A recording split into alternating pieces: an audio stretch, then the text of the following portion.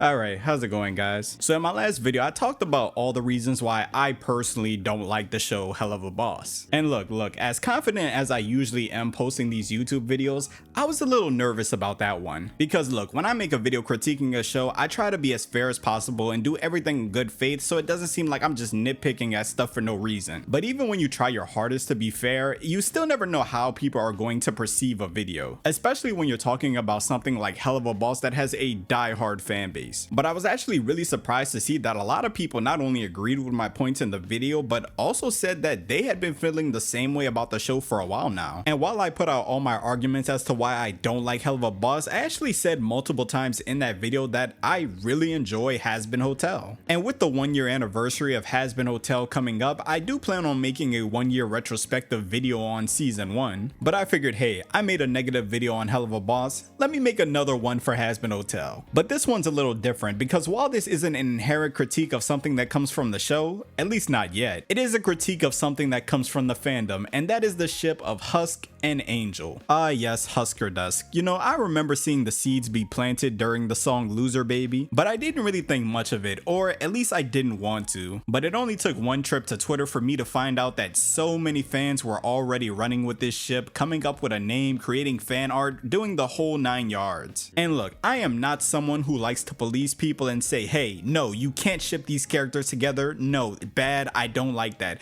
because at the end of the day, it's just fun and it's just cartoons. Let people have hobbies. But at the same time, I do believe that if people are allowed to ship characters, then we should be able to analyze those ships and see, hey, are they normal or is that insane? For example, people who ship Jinx and Vi from Arcane, who are literally blood sisters, you might actually be insane. So I've come here in this video to say that Huskerdust is atrocious. And not only is it atrocious, I genuinely hope with all the powers to be that it is never made canon. And I truly believe that anyone who genuinely watched Has Been Hotel, like genuinely watched it, will tell you the same thing. Now, if you've made it this far into the video, I'm pretty sure you're familiar with Huskerdust, but in the off chance that you're not, Huskerdust is the ship name of the two characters Angel Dusk and Husker. Two characters introduced in the Has Been Hotel pilot, as well as being a part of the main cast of Has Been Hotel season 1. Angel Dust was introduced to us as a wild and reckless, what do I call him on YouTube if I want to be monetized? Corn star? Who was actually the first person to be a part of Charlie's rehabilitation hotel. Now, it was clear from the very beginning that Angel didn't really believe in the hotel and was just mooching off them to get a free place to stay and free food. But the pilot also showed that there was some type of good in this character, as he felt remorse after unintentionally sabotaging Charlie, making the hotel look stupid to the rest of hell. Then on the other side of the coin, we have Husk. He was introduced as one of the helpers that was summoned when Alistair agreed to help Charlie with the hotel. But in season 1, we would later find out that Husk actually used to be an overlord with power. But because of his gambling addiction, he ended up needing to make a deal with Alistair where he would end up selling Alistair his soul. Now in the pilot, Husk joining the hotel is because Alistair basically bribes him with cheap alcohol, and it's basically supposed to be like a joke implying like,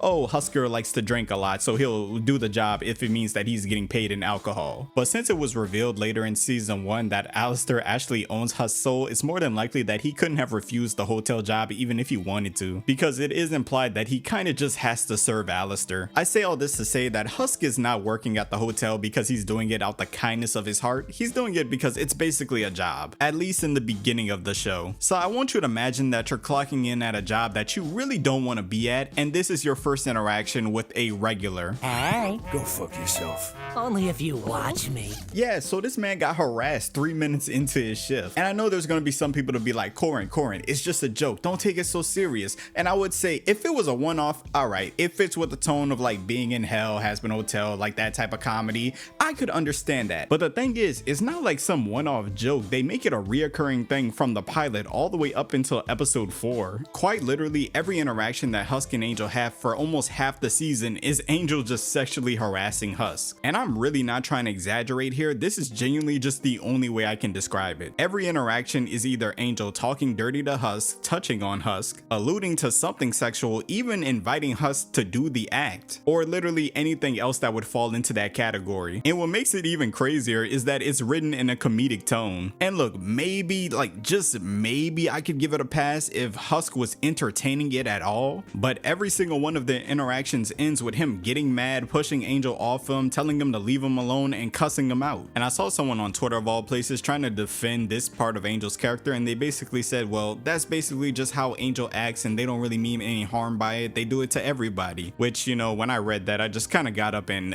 took a walk around, because what are you talking about? Like, the logic of that's just who he is and that's how he acts is so crazy, because if you put that in a real world context, nobody would be okay with that. We have a place in real life for people who just can't control themselves and just act like that. It's called prison. And another thing about that that's so weird to me is that you could at least try to make the argument, even though it isn't a good one, you could still try to make the argument that when Angel does it to Alistair, it's a little different, because at least Alistair wants to be a part of the hotel for whatever reason. Regardless of why he's there, Alistair wants to be in that environment. But that is not the situation for Husk. Like, there is quite literally a scene where he says, do you think I would be here if Alistair was enforcing me to do this? And then he proceeds to get harassed by Angel. So bro is literally working a job that he doesn't want to, and while he's just trying to make it through his shift, he's getting harassed constantly by an 8-foot spider boy that's trying to take him to bed. And I know there's a lot of people that like episode 4, I understand why, but there were so many aspects of that episode that I thought were just so stupid. One of the biggest ones being that after a pilot and 3 episodes of Angel constantly harassing Husk, Husk finally tells Angel off, and when Angel storms out, the show frames it like Husk did something wrong. Why don't you go if you're so worried? Because I'm not the one who sent him storming out.